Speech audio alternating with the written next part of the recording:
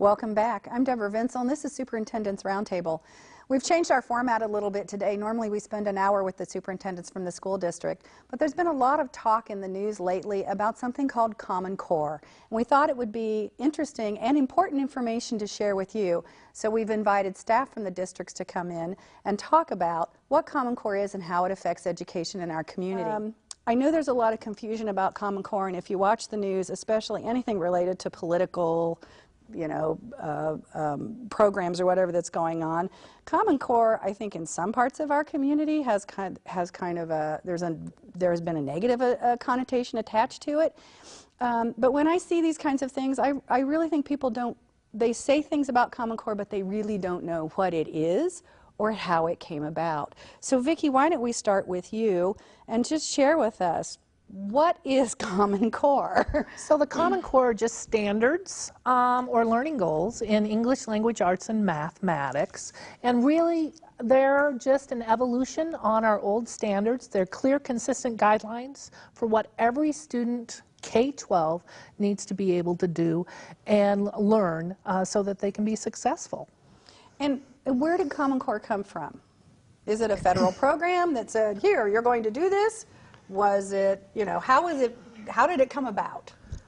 So the Common Core was really a partnership between states, and it was started by the National Governors Association and the Chief School Officers Association. So 45 states got together and said, each of us has our own set of learning standards, and that's incredibly inefficient. And for kids who move from state to state, they're moving backwards, or maybe they learned some things in 4th grade in New Jersey that we would have taught in 5th grade here, and so there's a replication of things. And they said, let's come up with a common set of expectations so that as kids go from state to state, those kids can seamlessly flow between schools. So it's really the best thinkers around the country came together then under the umbrella of the National Governors Association and came up with new learning standards.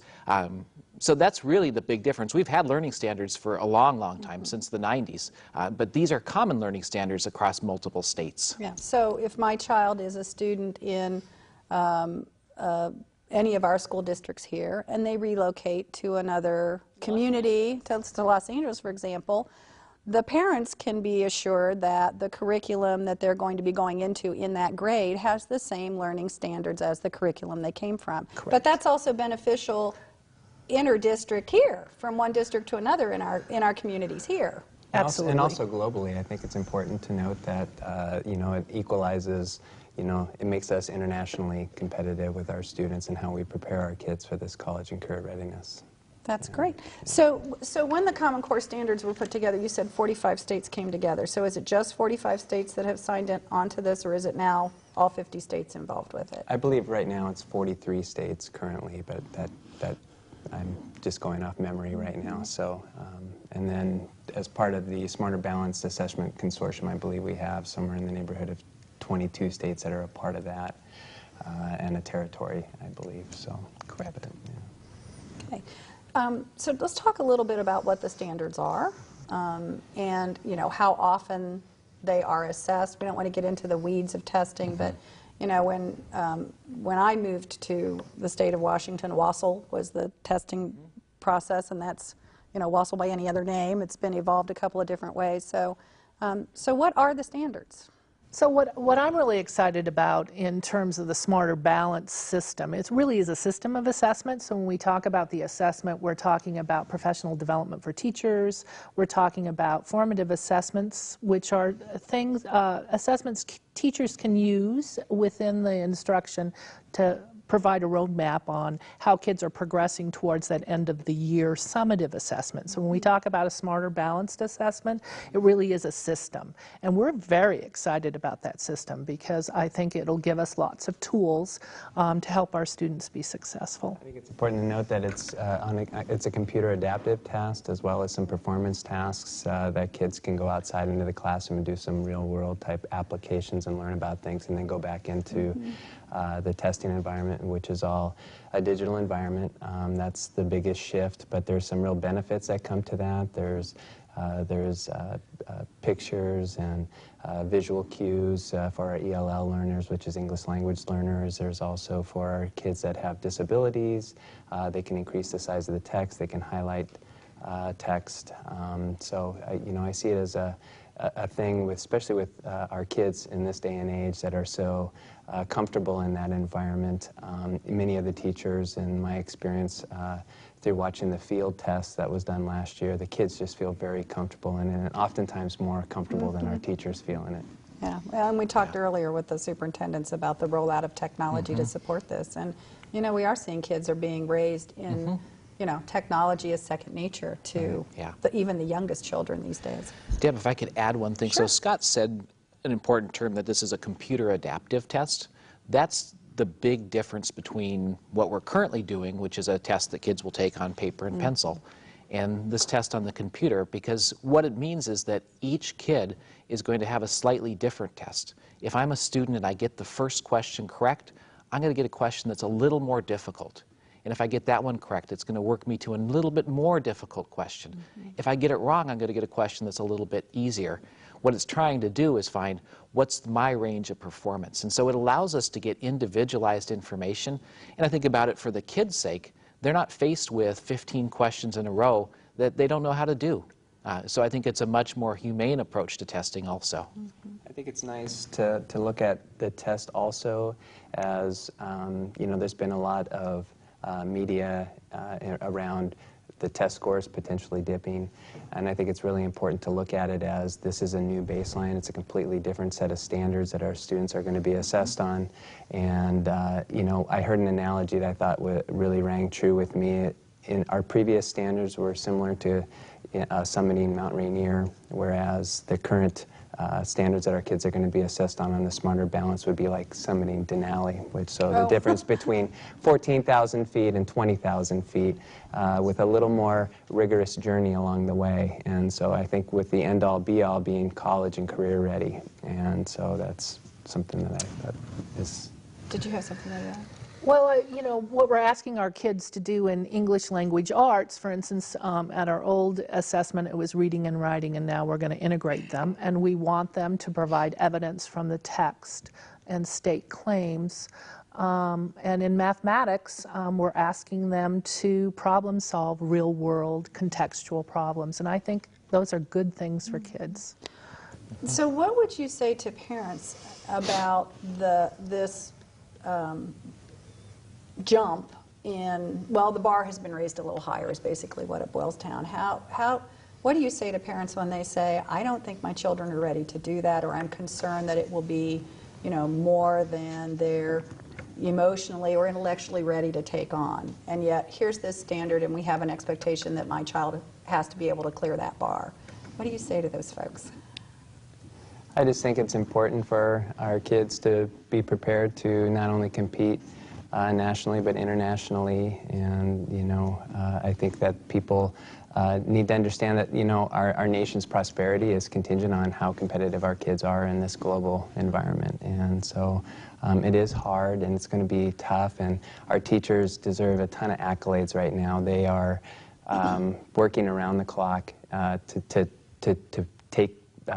move all this furniture across the deck, because we're not only moving one piece at a time, we're moving all of English language arts and all of math essentially at one time, because many of our schools were still held accountable for previous standards, the grade level expectations and the performance expectations that were Washington State's exclusive standards.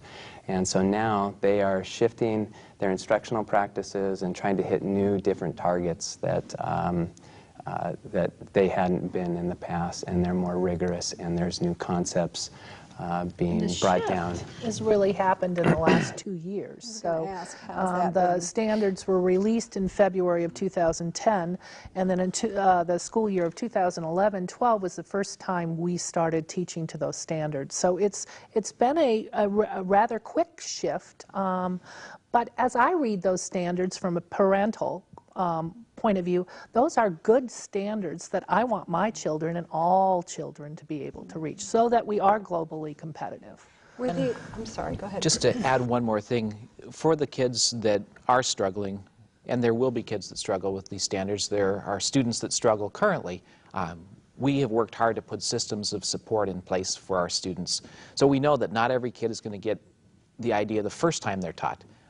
But in our schools, we have flexible times where we can pull kids together for what we call interventions, where we provide additional time and instruction so that if I don't get it the first time, I get an opportunity a second, a third time.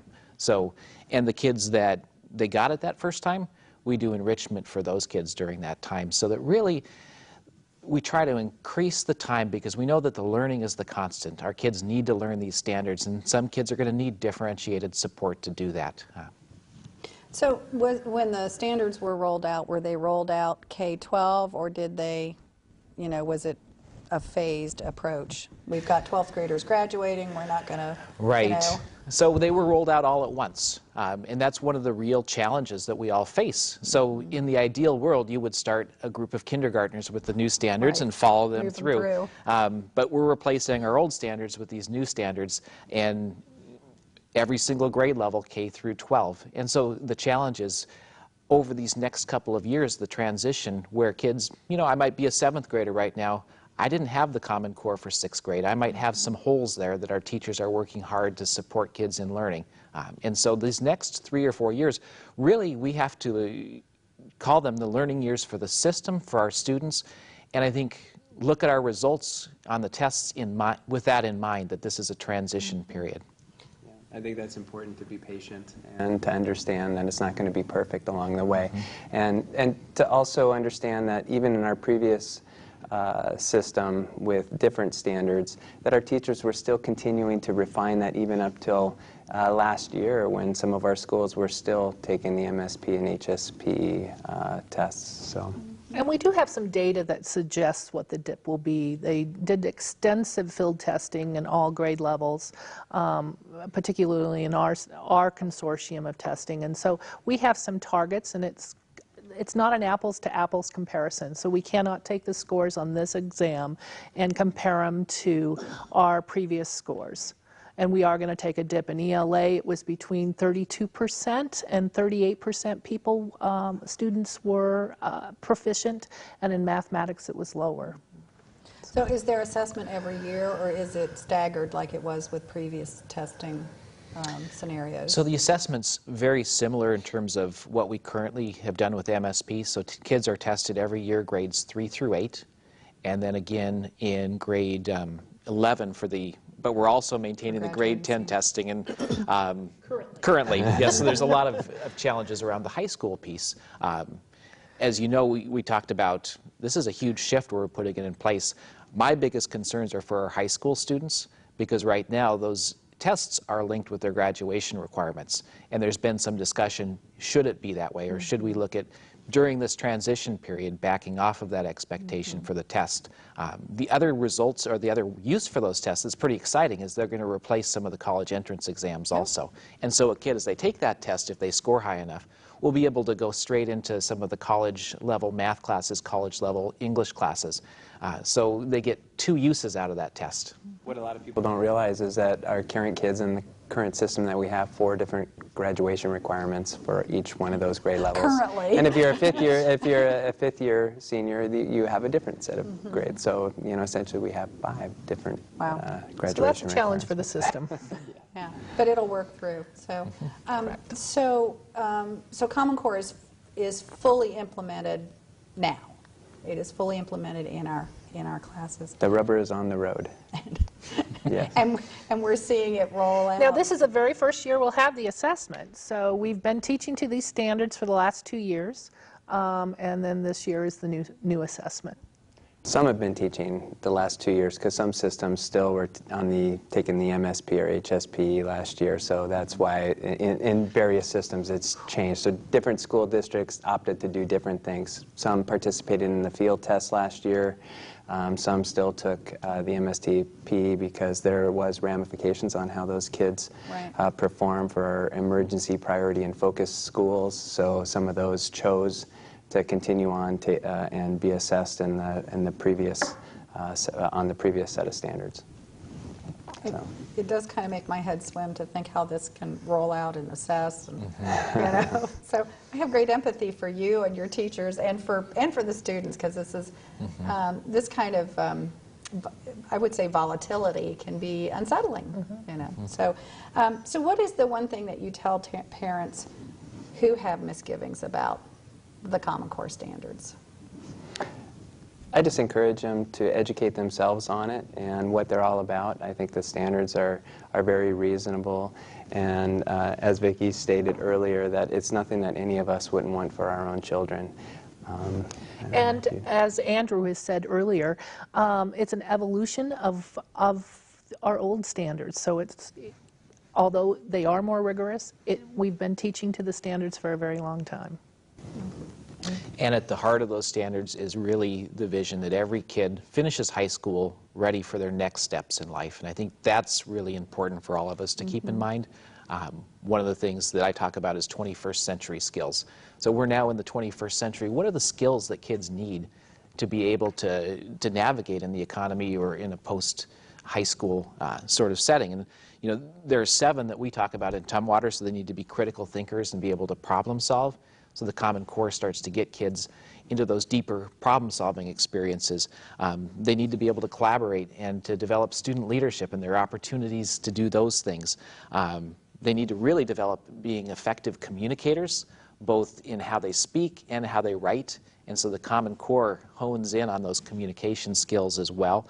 They need to be able to analyze information and to be able, what we say, make a claim with that information. You know, so if we're reading something, we read it critically, not just accept whatever the author says, but be able to come at that and add an argument to that reading. Which is hugely important in Yes. this age of information, because there's so much. Yeah. And understand both sides of a topic or a idea. Yeah. And being able to recognize when only one side's being presented, there may be something else. I mean, one example in the past, you know, our kids have always been, you know, asked to write a narrative or an opinion. I mean, how many times in the real world, when you're in you know, at your place of employment, that someone has asked you to do that? It's usually gathering information and then writing about that information based on evidence. And so I think that that's one shift. So you're going to see a lot more nonfiction at the elementary levels, kind of a 50-50, and it's even going to increase up into the high school ranks, up into the 70% range. And I think the text complexity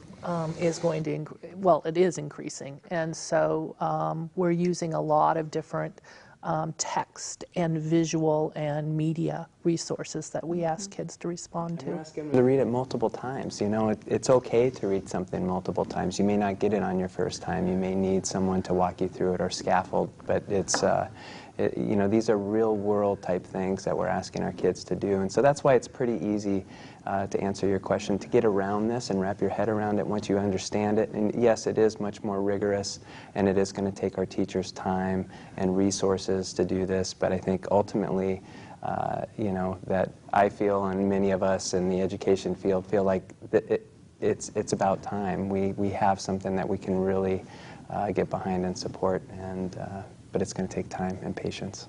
And I think anytime something is new, there are fears about that, and there's varying levels of information.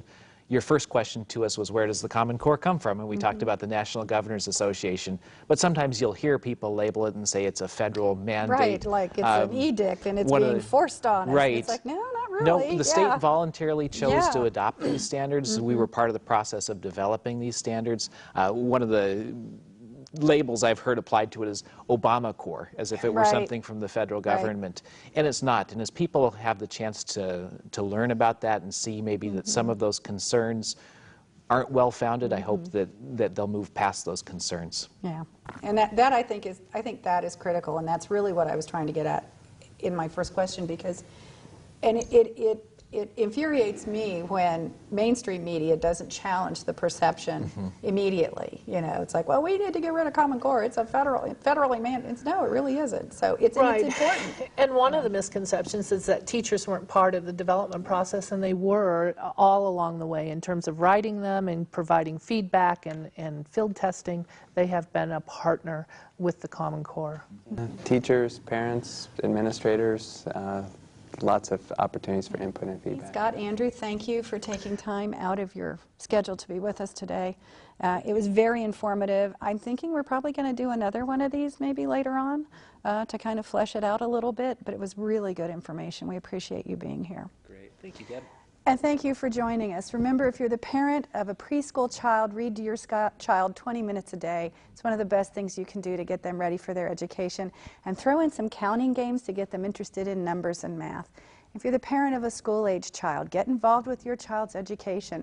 There are many ways for parents and family members to volunteer in schools. Go to your school's website or talk to the principal or the teacher to find out how you can be an assistant and involved in your child's education. Thank you for joining us. For all of us here at the Superintendent's Roundtable, I'm Deborah Vinsel. We'll see you again in May.